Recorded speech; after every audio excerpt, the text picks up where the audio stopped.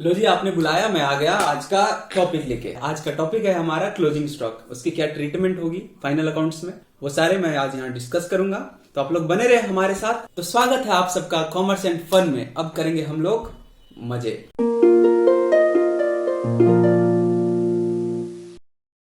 तो वीडियो शुरू करने से पहले मैं आप लोगों को बता दूं कि फॉर्मेट और प्रिपरेशन क्या होती है फाइनल अकाउंट्स की, ये पहले के वीडियोस में शेयर की जा चुकी है। तो आप लोग को उससे रिलेटेड कोई क्वेरी होगी तो आप लोग जाओ और उसमें देखो। और एक एडजस्टमेंट भी पहले हो चुकी है, प्रीपेड एंड आउटस्टैंडिंग, वो तो आपको वहां से क्लियर होगी, तो उसे मैं दोबारा डील नहीं करूंगा।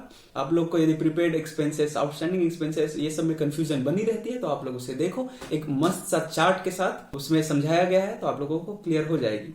ठीक है, तो चलो आज अपना पहला एडजस्टमेंट लेते हैं। हमारा है प्यारा क्लोजिंग स्टॉक। तो सबसे पहले मैं बता दूं क्लोजिंग स्टॉक का वैल्यूएशन, कॉस्ट और NRV which ever is lower. देखो, कॉस्ट और market price whichever is lower, which ever is lower. क्यों लोअर लेते हैं? एक तो प्रिंसिपल काम करता है इसके पीछे, कंजर्वेटिज्म, कंजर्वेटिव सोच कि फूक फूक कर कदम लेना, फूक फूक कर कदम उठाना। नुकसान को पहले बुक कर लेते हैं, फायदा बुक नहीं करते हैं। तो जो कम होगा वो वैल्यू ही हम लोग इसका वैल्यूएशन में लेंगे। भले ही मार्केट प्राइस इसका 1000 और कॉस्ट प्राइस हम 100 रुपया में खरीदें तो 100 रुपया में ही लेंगे, क्योंकि प्रॉफिट होने से पहले बुक नहीं कर सकते हैं। यही कंजर्वेटिव सोच बोलता है, यही कंजर्वेटिव अप्रोच बोलता है। प्रॉफिट हो जाएगा तब रिकॉर्ड करेंगे, लेकिन नियर बाय लॉसेस और एक्सपेंसेस को पहले ही बुक करोगे। ठीक है, इसी वजह से तो इसका वैल्यूएशन होता है मार्केट प्राइस और cost price whichever is lower, यानी कि कॉस्ट और NRV, net realisable value whichever is lower. Clear है? चलो क्लियर है। अब तमाम एडजस्टमेंट के लिए गुरु मंत्र दे रहा हूं, उसको एकदम याद कर लो, लिख लो, ठीक है, गांठ बांध लो। तो सबसे पहले आप लोग एक बात बताओ, फाइनल अकाउंट्स कहां से बनती है? ट्रायल बैलेंस से, है ना? ट्रायल बैलेंस से बनती है। हाँ जी, ट्रायल बैलेंस से बनती है, जहां पे समरी होती है सारे लेजर अकाउंट्स की। क्लियर है? तो गुरु मंत्र यह है कि यदि कोई भी आइटम ट्रायल बैलेंस के भीतर दिया हुआ है तो उसका ट्रीटमेंट सिर्फ और सिर्फ एक जगह होगी।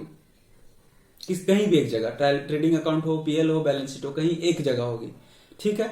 और यदि कोई भी आइटम ट्रायल बैलेंस के बाहर दिया हुआ है उसका ट्रीटमेंट दो जगह होगी, यानी कि ट्रेडिंग अकाउंट पीएल में, ट्रेडिंग अकाउंट बैलेंस शीट में, पीएल और बैलेंस शीट में, किसी भी दो जगह ट्रीटमेंट होनी चाहिए।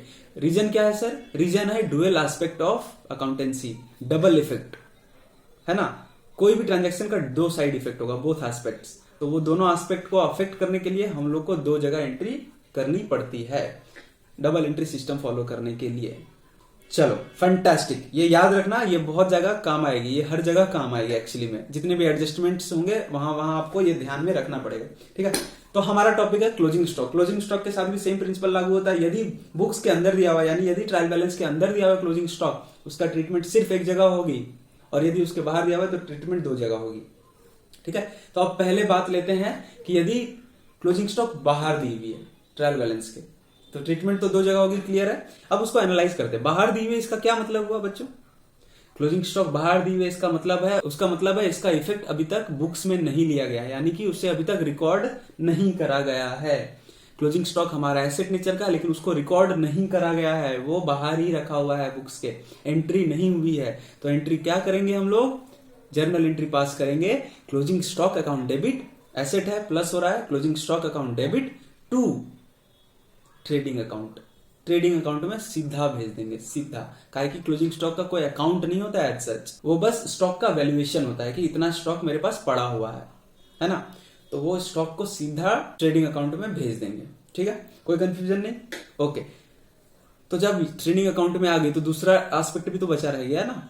अब यहाँ पे एसेट डेबिट किए थे तो एसेट में बढ़ाना पड़ेगा ना, एसेट बढ़ रही है, तो दूसरा इफेक्ट हमारा बैलेंस शीट में एसेट साइड में होगी, करंट एसेट्स के अंदर क्लोजिंग स्टॉक या क्लोजिंग इन्वेंट्री बोल के। क्लियर है? यही दो एंट्री पास होगी, यही दो जगह एडजस्टमेंट होगी जब जब क्लोजिंग स्टॉक ट्रायल बैलेंस के बाहर दी होगी। ओके सर, क्लियर है।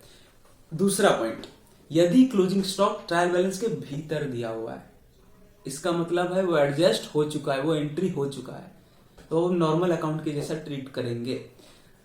तो सर कहां पे एडजस्ट होगी? अभी तो आप बोले वो ट्रेडिंग अकाउंट में सिर्फ एडजस्ट हो रही है। अब देख, क्लोजिंग स्टॉक बना कहां से? ओपनिंग स्टॉक और परचेजेज से ही बना ना। जो ओपनिंग स्टॉक था इतना माल मेरे ओपनिंग में था, बाकी इतना माल खरीदा, उसी में से कुछ बच गया, बाकी बिक गया। तो जो बच गया है वो किसमें से बचा है? ओपनिंग और परचेज के मिक्सचर से बचा है। तो उसको भी एडजस्ट हम लोग परचेजेज से करते हैं, ठीक है।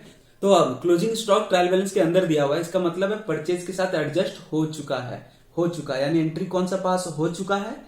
Closing stock account debit to purchases account, ठीक है। ये एंट्री पास हो चुका है, इसका मतलब है परचेजेज जो रिफ्लेक्ट कर रहा है वो purchases less closing stock reflect कर रहा है, ठीक है। तो ट्रेडिंग अकाउंट में नेट परचेज आएगी, क्लोजिंग स्टॉक रिकॉर्ड हो चुकी है, तो क्लोजिंग स्टॉक में एंट्री नहीं आएगी।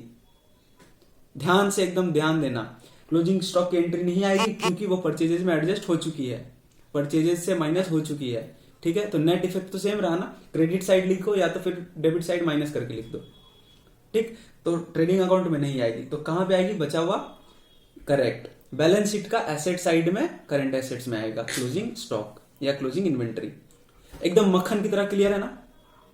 चलो, मैं उम्मीद भी यही करता हूं कि एकदम छोटे छोटे टॉपिक क्लियर हो जाए। तो आप लोग का अंत में अभी एक स्लाइड आएगी, आप लोग के लिए ही बनाया हूं। यदि जो तमाम बातें जो मैं आपसे शेयर कर रहा हूं वो वहां पे दे दी गई है, आप उसे देखो, एकदम फैंटास्टिक चार्ट है, देखो और उसको समझो, क्लियर हो जाएगी। और नहीं क्लियर हुई तो मुझे कमेंट करना, मैं आप लोगों को बताऊंगा। ऐसे ही करके मैं चार्ट के थ्रू ही सारे वीडियोस बनाता हूं। तो यदि आपको पसंद आए तो मैं मिलूंगा आपसे अगले वीडियो में, तब तक बाय बाय।